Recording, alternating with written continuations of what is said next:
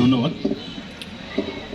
দেশীয় জাত, আধুনিক প্রযুক্তি, প্রাণী সম্পদে হবে উন্নতি, এই প্রতিপাদ্যকে সামনে রেখে আজকের এই জাতীয় প্রাণী সম্পদ সপ্তাহ এবং প্রাণী সম্পদ প্রদর্শনী 2025-এর উদ্বোধনী অনুষ্ঠানে আজকে প্রধান অতিথি কালিয়াকৈর উপজেলার সুযোগ্য উপজেলা নির্বাহী অফিসার জনাব কাউসার আহমদ মহোদয়, উপস্থিত বিশেষ সম্মানিত অতিথিবৃন্দ এবং আজকের অনুষ্ঠানের সম্মানিত সভাপতি, কালিয়াকৈর উপজেলার যিনি প্রাণী সম্পদ দপ্তরকে তার সুদক্ষ হাতে সব কিছু কন্ট্রোল করতেছেন, সে ডাক্তার মোহাম্মদ মিজানুর রহমান, উপজেলা প্রাণী সম্পদ অফিসার, উপবিষ্ট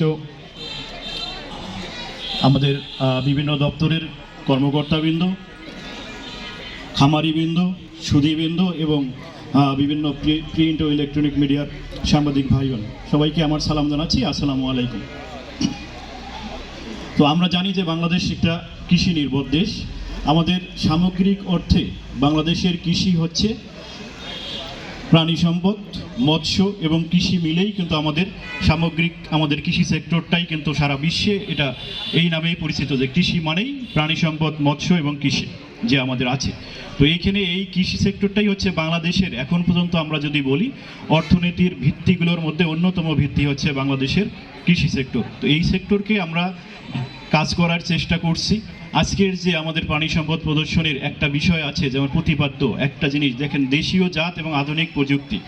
আমরা দেশীয় জাতের কথা বলতেছি, দেশীয় জাতগুলোকে আমরা সংরক্ষণ করার চেষ্টা করতেছি এবং আধুনিক প্রযুক্তি মাঠে নিয়ে আসার চেষ্টা করছি করে এই যে মাঠ পর্যায়ে আমাদের যে বিভিন্ন কৃষি বিষয়ক যে বিভিন্ন আমাদের কার্যক্রমগুলো, সেগুলোর যে অগ্রগতি সেগুলো সাধন করার জন্য আমরা সর্বোচ্চ চেষ্টা করছি।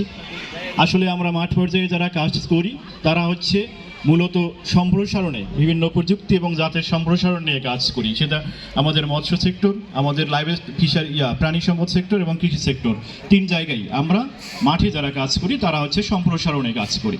আমাদের যে নতুন জাত বা নতুন প্রযুক্তির উদ্ভাবন হয়, আমাদের যারা উদ্ভাবনের সাথে জড়িত, আমাদের কৃষির বিজ্ঞানী যারা আছে, লাইভ স্টকের বিজ্ঞানী যারা আছে, মৎস্যের বিজ্ঞানী আছেন, আমাদের বিভিন্ন বিশ্ববিদ্যালয় আছে, সেই জায়গাগুলো থেকেই আমাদের নতুন কিন্তু জাত এবং প্রযুক্তির ধারণা দেওয়া হয়। সেই জাত প্রযুক্তিগুলো নিয়েই আমরা কিন্তু মাঠ পর্যায়ে একেবারেই যারা সুবিধাভোগী তাদের দোরগোড়ায় পৌঁছে দেওয়ার জন্য কাজ করি।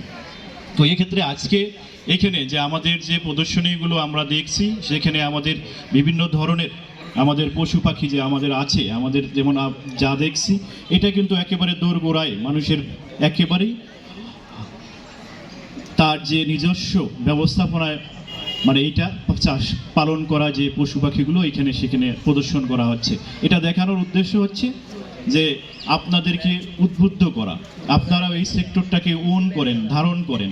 কৃষি আগে ছিল এক সময় যাদের কিছু ছিল না, যাদের করার কিছু ছিল না, তাদের পেশা ছিল এক সময় কৃষি, কিন্তু আজকে কৃষি কিন্তু ওই জায়গায় নেই। কৃষি এখন আমরা বলি কৃষি হচ্ছে বাণিজ্যিক কৃষি, ব্যবসায়ী কৃষির দিকে।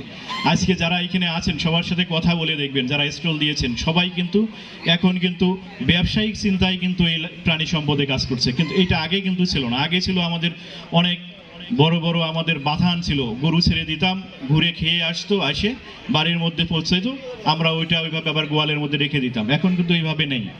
আমরা শুনেছি যে এখন গরু ছাগল যে আছে আমরা কিন্তু এটা জানি না, বুঝতেও পারি না, কিন্তু আমাদের এখন পর্যন্ত আমরা বাংলাদেশে আপনারা শুনেছেন আমাদের উপজেলা প্রাণী সম্পদ অফিসার মহোদয় বলেছেন যে আমরা মাংস উৎপাদনে স্বয়ংসম্পূর্ণতা অর্জন করেছি, আমরা ডিম উৎপাদনে স্বয়ংসম্পূর্ণতা অর্জন করেছি, আমরা খাদ্যশস্য উৎপাদনে স্বয়ংসম্পূর্ণতা অর্জন করেছি। এই যে স্বয়ংসম্পূর্ণতাকে ধরে রাখার জন্য শুধু যারা আছেন তাদের দিকে তাকিয়ে থাকলে হবে না, আপনারা যারা আছেন, যারা আগ্রহী থাকবেন বা এই সেক্টরকে এগিয়ে নিয়ে যাওয়ার জন্য আমাদের সরকারি দপ্তর, ব্যক্তিগত পর্যায়ে বেসরকারি দপ্তর সবাইকে একযোগে এগিয়ে আসতে হবে। আজকে আমরা এত ভালো ভালো প্রতিনিয়তই আমরা নতুন নতুন প্রযুক্তি নিয়ে আসতেছি, নতুন নতুন আমরা বিভিন্ন জিনিসের, বিভিন্ন ফসলের বলেন, বিভিন্ন প্রাণীর বলেন, সেই জাতগুলো আমরা নিয়ে আসতেছি শুধু আমাদের উৎপাদন বাড়ানোর জন্য, প্রতিটা মানুষের মুখে খাবার তুলে দেওয়ার জন্য, আমাদের সবাই যাতে খাদ্যটা ঠিক মতো পায়। আমরা এখন খাদ্যে স্বয়ংসম্পূর্ণ। আমাদের সবচেয়ে এখন বড় সমস্যাটা হচ্ছে আমরা পুষ্টিহীনতায় একটু ভুগছি, পুষ্টির ক্ষেত্রে আমাদের সমন্বয় নেই। আমরা এই জিনিসটা নিয়েও কাজ করছি। আশা করি আমরা এটা নিয়েও সফলতা অর্জন করতে পারবো, যেভাবে আমরা খাদ্য স্বয়ংসম্পূর্ণতা অর্জন করতে পেরেছি। তো আমি একটু কৃষি সেক্টর নিয়ে কথা বলি। আসলে কৃষি হচ্ছে, আমি যেহেতু কৃষি অফিসার হিসেবে আছি এখানে দায়িত্বে, সরকার প্রতি বছর প্রচুর পরিমাণে ভর্তুকি প্রদান করেন কৃষিতে, একেবারেই। আপনারা সবাই জানেন, যখন বাজেট ঘোষিত হয় অনেক বেশি পরিমাণে এখানে ভর্তুকি প্রদান করা হয়, এবং পুরো ভর্তুকিটা প্রদান করা হয়, ম্যাক্সিমামটাই ধরে নেন যে আপনার সারে ভর্তুকি প্রদান করা হয়। সারের ক্ষেত্রে এই বছরও আমাদের প্রায় 29,000 কোটি টাকার ভর্তুকি চলতেছে সারে শুধু। তো এই সারটাই পরিমিত ব্যবহার এবং হচ্ছে আমাদের উন্নত জাতের যদি আমরা চাষ করতে পারি, তাহলে কিন্তু আমরা যে এই যে বৈদেশিক মুদ্রা, আমরা যে আমাদের নিজেদের কষ্টের অর্থ যে আমরা বাইরে থেকে সার কিনে নিয়ে এসে আমরা নষ্ট করতেছি, এটা কিছুটা হলেও আমরা কমাইতে পারবো। আর আমাদের আজকের যে এই প্রাণী সম্পদ প্রদর্শনী এবং সপ্তাহব্যাপী যে দেশব্যাপী আমাদের যে প্রাণী সম্পদ সপ্তাহ আমাদের চলছে, আশা করি আপনারা এখান থেকে যারা উপস্থিত আছেন এবং যারা অংশগ্রহণ করেছেন, এখানে যে প্রদর্শনীগুলো দেখানো হচ্ছে বা যে প্রযুক্তিগুলো উপস্থাপন করা হয়েছে, এইটা আপনারা নিজে দেখে নিজেরা উৎসাহিত হয়ে নতুন করে আমাদের এই প্রাণী সম্পদ সেক্টরকে তথা সামগ্রিকভাবে আমাদের কৃষি সেক্টরটাকে এগিয়ে নিয়ে যাবেন, এই আশাবাদ ব্যক্ত করে আমি আমার বক্তব্য শেষ করছি। আসসালামু আলাইকুম।